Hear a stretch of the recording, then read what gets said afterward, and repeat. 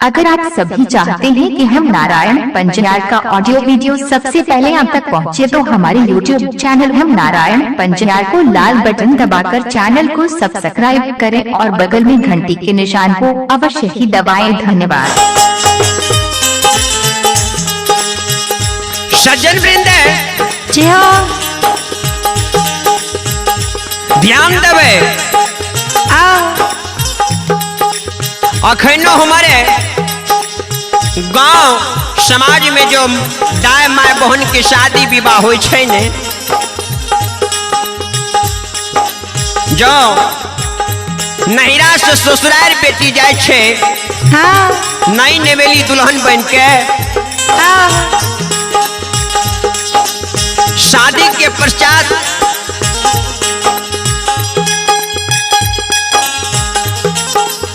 माय कहलक बेटा कहे हो बेटा बहन को संदेश लाके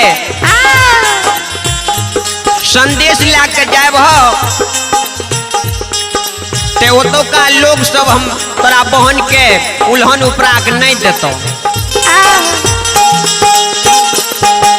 ठीक वह प्रकार बुढ़िया माय भैरव बाबू के कल के हो बेटा चल जा संदेश लाके श्री राज मोरो बहन के देव। श्रोता बंधु बाबू भैया माता बहनी सबे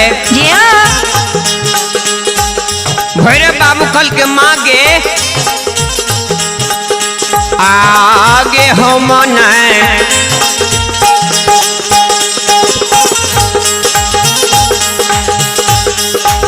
नहीं ये जइबो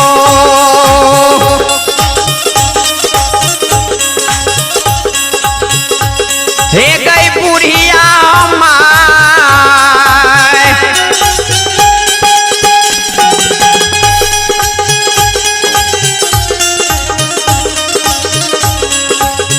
माए गे बहिनी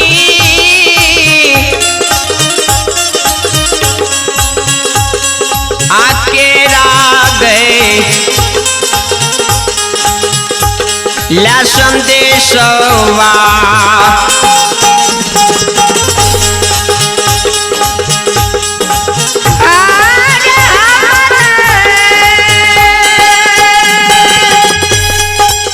जाओ जाओ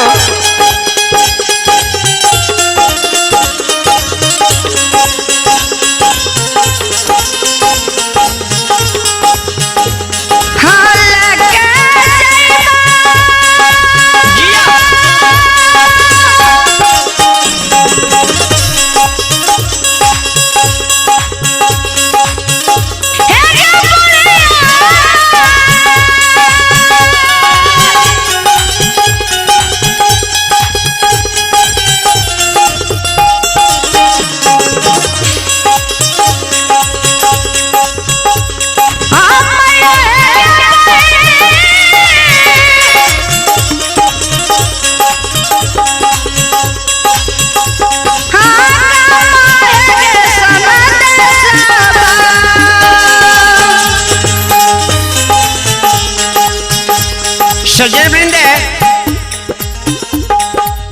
भैरव बाबू कल के माय हम संदेश लाके बहन के दरवाजा पर नहीं जेबो। बुढ़िया माय कल के हो बेटा हो भैरव बेटा बहन के दरवाजा पर तुम नहीं जेबो। हो भाई बहन के हो दुनिया संसार में भाई बहन के बड़ी पवित्र रिश्ता हो छे। हे हो भैरव भाई बहन के बहुत सहनशीलता प्यार हो छे। आहो पांचे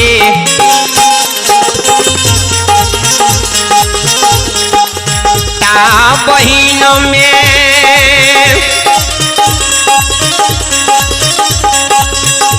हे हो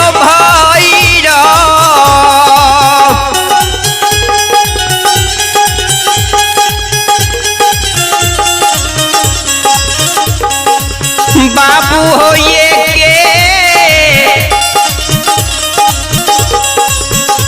के हो छोटका हो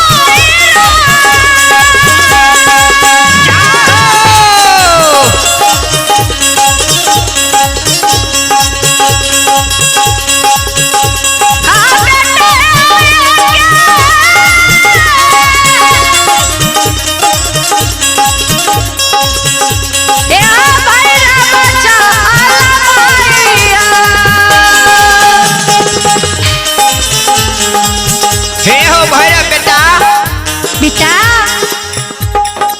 5 गो बहिन में 1 गो भाई से भाई केना के कहे छे जे हम नहीं जेबे बहिन के दरवाजा पर। हे हो दुनिया संसार में भाई बहन के बड़ी पवित्र रिश्ता होय छे। एक समय एहन आवे छे सावन मास में रक्षाबंधन के पर्व होय छे। एक बेर बहन भैया के द्वार पर आवे छे आ एगो कार्तिक मास में भरदुतिया पर्व होय छे भाई बहन के दरवाजा पर जाय छे। भैरा हे हो भैरव जहाग ने बहन के दरवाजा पर हे हो भैरव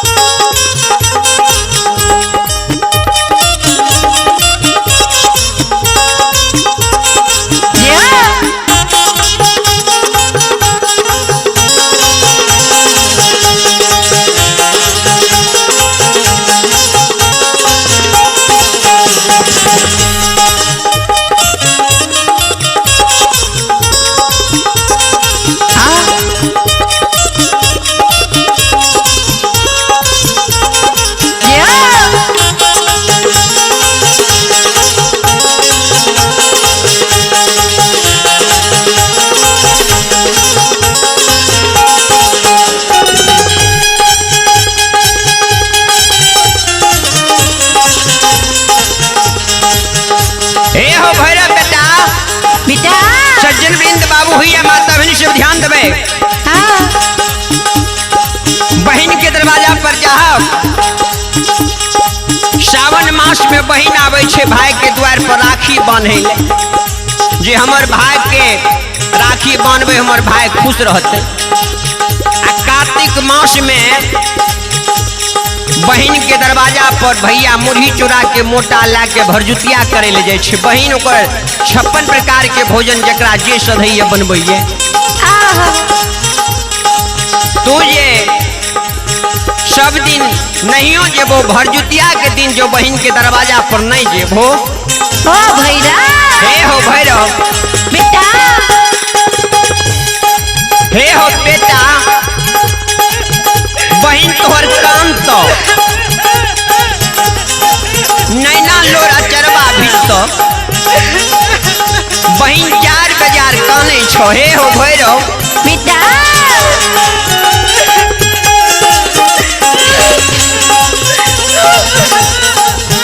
बहन कान तो जे हमरो भैया रहती है ने अगल बगल में दाई में रोशनी परोसनी के सबके भैया रहते मुरही चूड़ा के मोटा ला कैले हमरा भैया नहीं छे।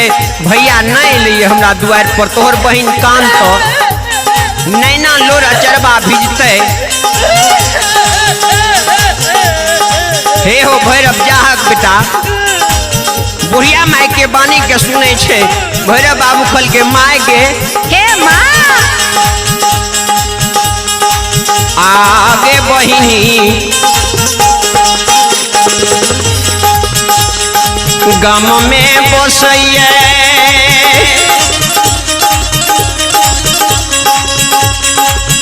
हे गई बुढ़िया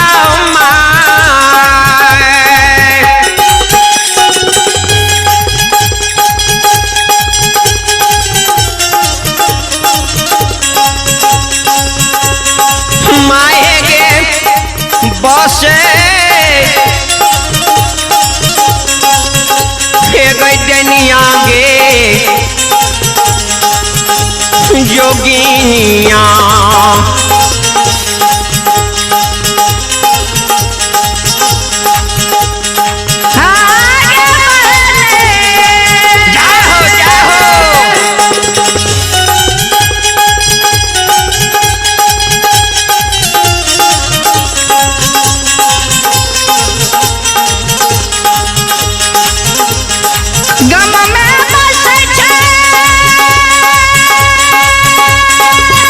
जा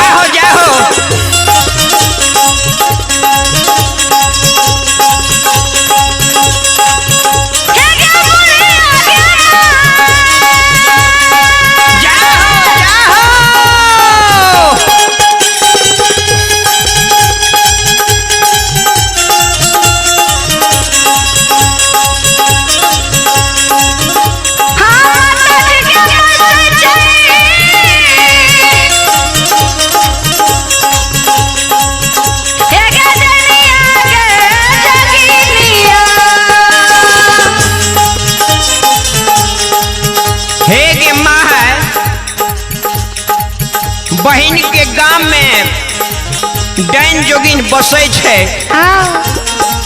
नहीं जेबो हम बहन के दरवाजा पर। कल के हो बेटा भैरा तोरा हम खुशी मन से आशीर्वाद दे छियो। जा तोरा डाइन जोगिन आग नहीं जलबो जल नहीं सरबो काया तोहर अमर रहतो। कोई डाइन जोगिन के तोरा पर बांध नहीं चलतो। हाँ भैरव बाबू माई के आशीर्वाद ले ले छे। माई के आशीर्वाद ले लेलखिन ये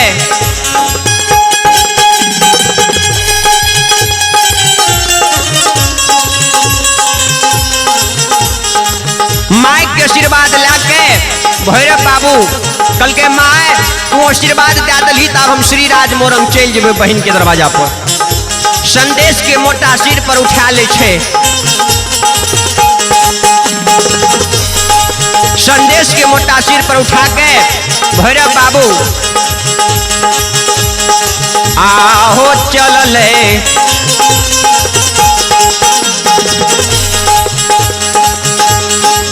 बारू भेले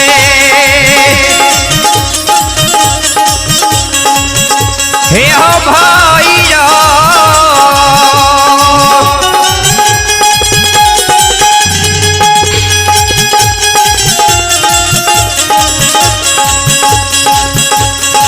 बाबू हो बहिनी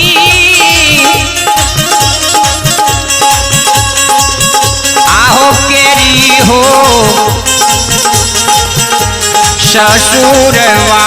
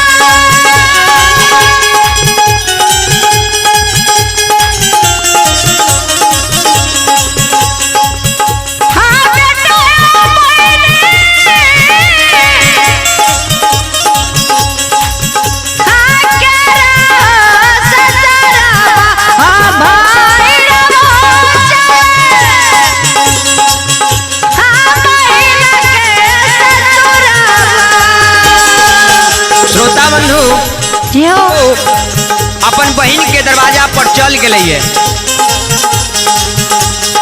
भैरव बाबू जी अपना बहन के दरवाजा पर गए।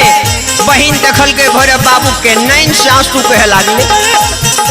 बहन जार बाजार काने छे। जार बाजार कान के भाई के कहे छे हो भाई आहो सबके भैया अइले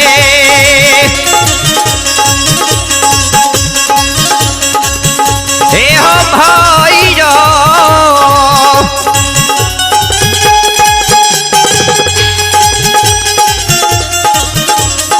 बाबू हो अपने आहो बहिनी के दुआ